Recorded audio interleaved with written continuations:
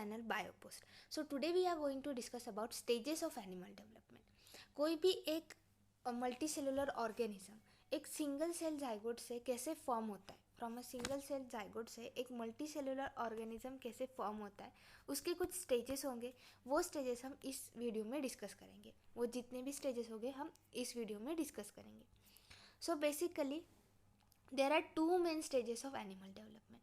First is the fertilization और second जो first stage जो होती है वो होती है फर्टिलाइजेशन और जो सेकेंड स्टेज होती है वो कौन सी होती है, वो होती है एम्ब्रियोजेनेसिस. अब एम्ब्रियोजेनेसिस के अंडर भी 5 अलग अलग स्टेजेस आते हैं, 5 मेजर अलग अलग स्टेजेस आते हैं. एम्ब्रियोजेनेसिस के अंदर कौन से स्टेजेस आते हैं? First one is the cleavage, second is gastrulation, third is organogenesis, fourth is gametogenesis and fifth one is the nutrition. जो लास्ट स्टेज होती है जो एम्ब्रियोजेनेसिस के अंडर आती है वो होती है न्यूट्रिशन. सो एनिमल डेवलपमेंट में कितने मेन स्टेजेस होते हैं? दो मेन स्टेजेस होते हैं, फर्टिलाइजेशन और एम्ब्रियोजेनेसिस. एम्ब्रियोजेनेसिस में 5 अलग अलग मेजर स्टेजेस होते हैं, cleavage, gastrulation, organogenesis, gametogenesis and nutrition. अब हम एक एक करके ये सारे स्टेजेस इन डिटेल डिस्कस करेंगे कि इन सारे स्टेजेस में क्या होता है बेसिकली. तो फर्स्ट हम डिस्कस करेंगे जो फर्स्ट स्टेज होगी एनिमल डेवलपमेंट की, वो होती है फर्टिलाइजेशन.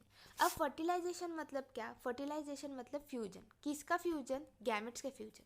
अब गैमेट्स मतलब क्या? गैमेट्स मतलब स्पर्म और एग. इनका अगर फ्यूजन होगा तो हमें क्या मिलेगा या फिर क्या फॉर्म हो गया?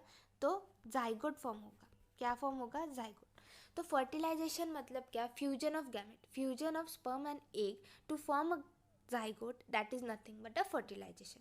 अगर मोर स्पेसिफिकली अगर हम डिस्कस करेंगे फर्टिलाइजेशन को, so fertilisation is nothing but fusion of male pronuclei and female pronuclei. अगर इन दोनों प्रोन्यूक्लिया का अगर फ्यूजन होगा that is nothing but fertilisation. अब हम देखेंगे second stage of animal development, that is nothing but embryogenesis. अब एम्ब्रियोजेनेसिस मतलब क्या? एम्ब्रियोजेनेसिस के मतलब ऐसे स्टेजेस अब हम जैसे हमने देखा था कि एम्ब्रियोजेनेसिस के अंडर 5 मेजर स्टेजेस आते हैं. अब वो स्टेजेस कहाँ से कहाँ तक? तो बेसिकली वो स्टेजेस फर्टिलाइजेशन से लेकर हैचिंग तक जो भी स्टेजेस आते, जितने भी स्टेजेस फर्टिलाइजेशन से लेके हैचिंग तक जितने भी स्टेजेस आते वो किसके अंडर आते हैं? वो आते हैं एम्ब्रियोजेनेसिस के अंडर. अब हैचिंग मतलब क्या? जैसे कि फॉर एग्जांपल हमने अगर एक हेन ले ली तो उसका जो एग होगा उससे क्या फॉर्म होगा? एक चिक फॉर्म होगा. तो एक से क्या फॉर्म होगा? चिक. So that process is nothing but hatching. इसे हम क्या कहते हैं? हैचिंग कहते हैं.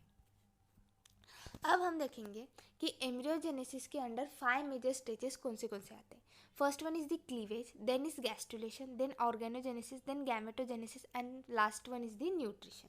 अब हम ये पांचों major stages one by one discuss करेंगे.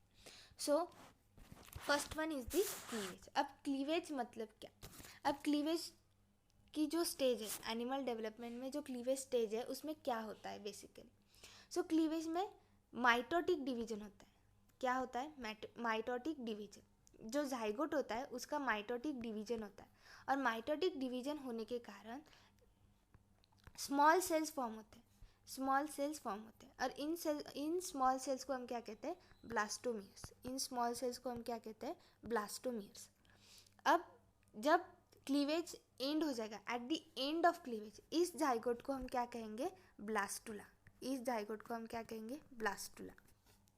At the end of the cleavage, जब क्लीवेज खत्म होने को आएगा तब ये जाइगोट किस में कन्वर्ट होगा? ब्लास्टुला में. क्यों? क्योंकि जाइगोट में माइटोटिक डिवीजन्स होने के कारण स्मॉल स्मॉल सेल्स फॉर्म होंगे और उन स्मॉल सेल्स को हम क्या कहते हैं? ब्लास्टोमियर्स.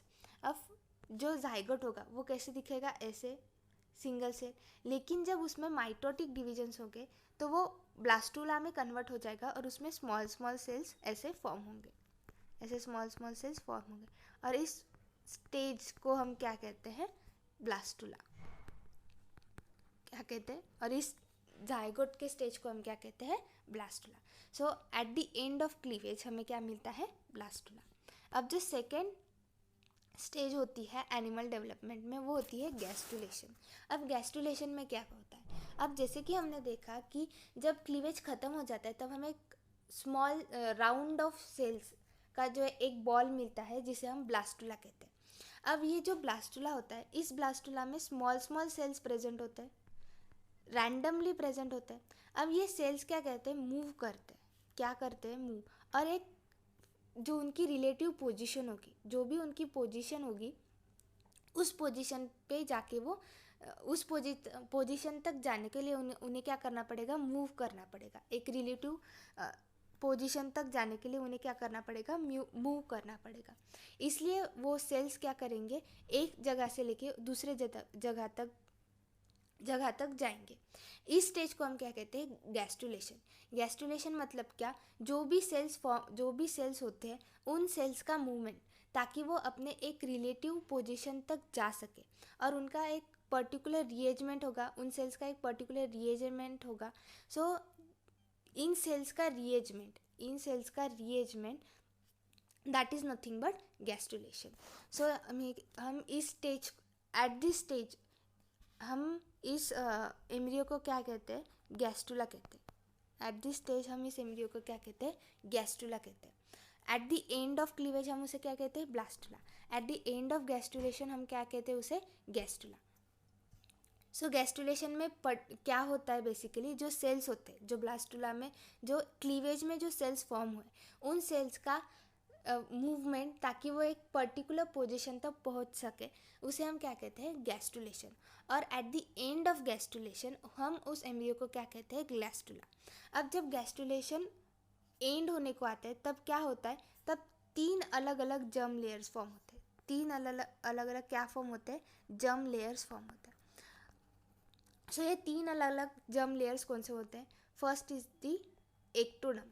फर्स्ट कौन सी होती है, एक्टोडर्म। एक्टोडर्म लेयर कहाँ पे फाउंड होती है, आउटर लेयर। आउटर लेयर पे क्या फॉर्म होता है, एक्टोडर्म। बीच में कौन सी लेयर फॉर्म होती है, मीजोडर्म। बीच में जो लेयर फॉर्म होती है उसे हम क्या कहते हैं, मीजोडर्म। और जो इनर लेयर होती है उसे हम क्या कहते हैं, एंडोडर्म।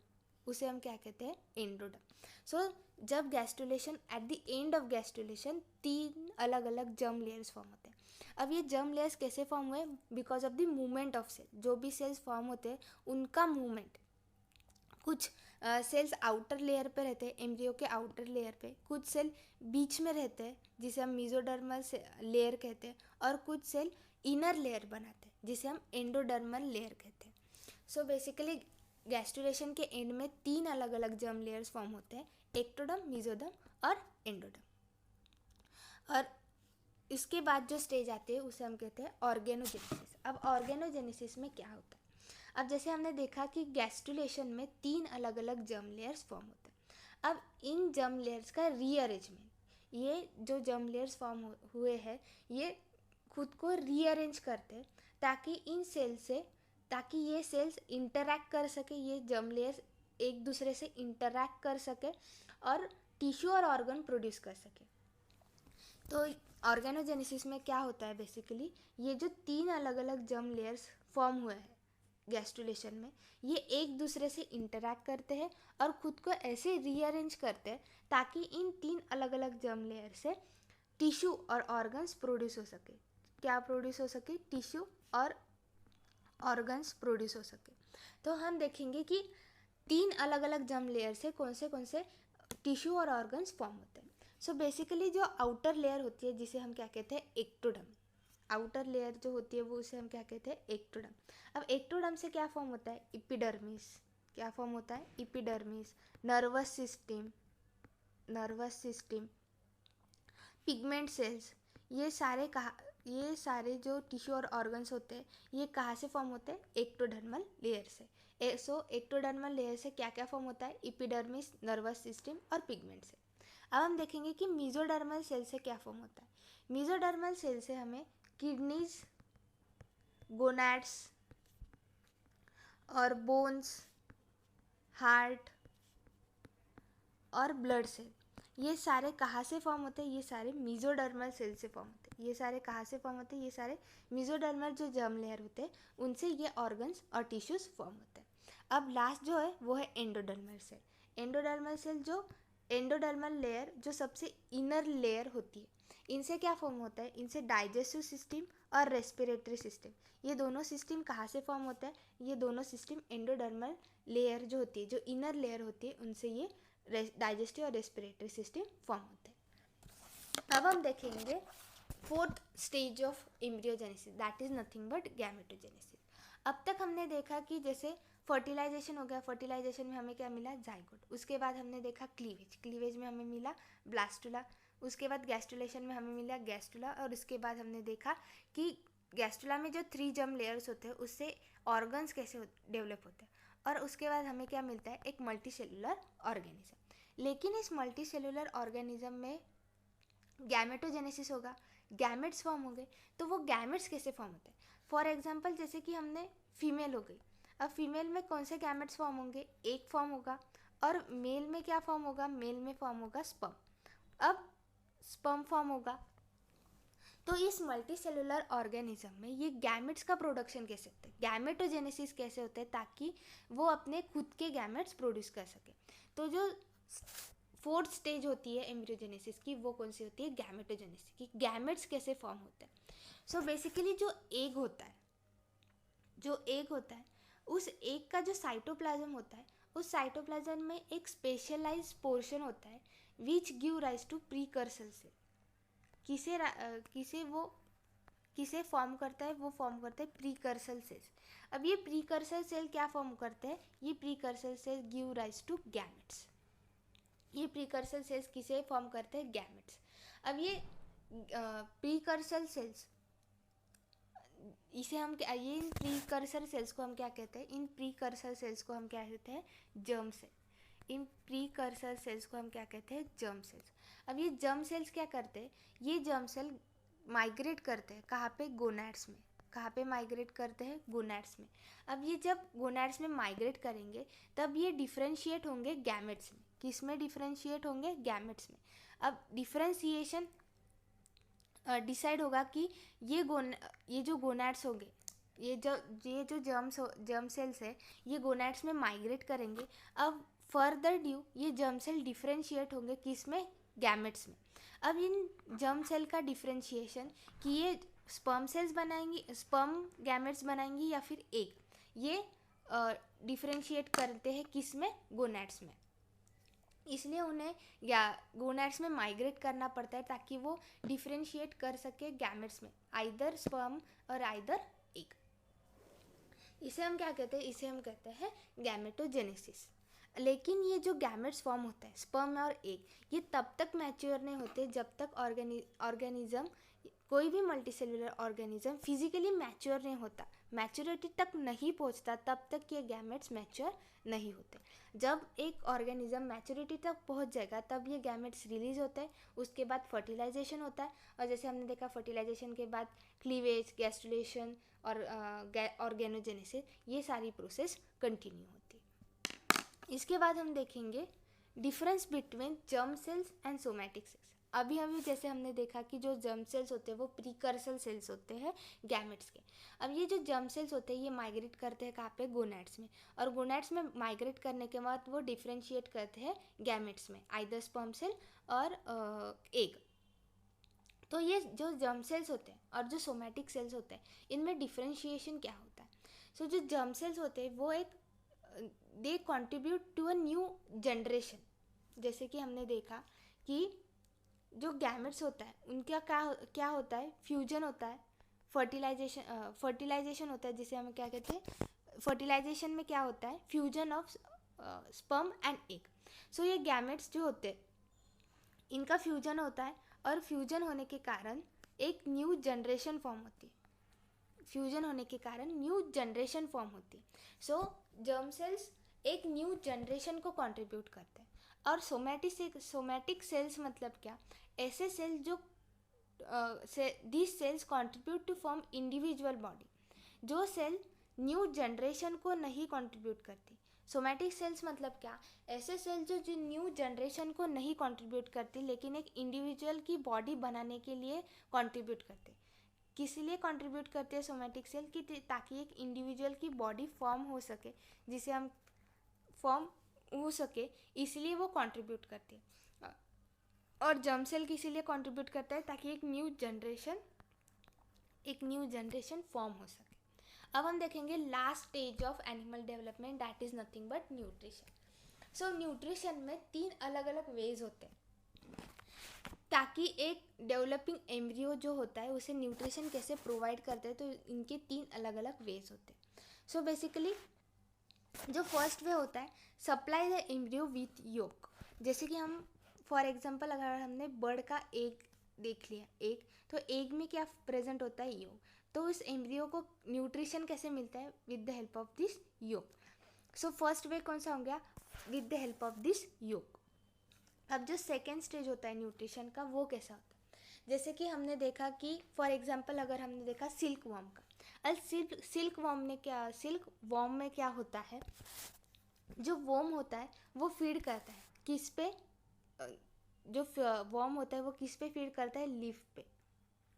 सो जैसे सिल्क वॉर्म में क्या होता है कि एक एम्ब्रियो स्टेज होती, एक वॉर्म स्टेज होती है और एक एडल्ट स्टेज होते हैं। अब ये वॉर्म स्टेज क्या करती है, ये फीड करती है किस पे, लीफ पे। उसके बाद फीड होने के बाद वो कन्वर्ट किस में हो जाती है, एडल्ट में।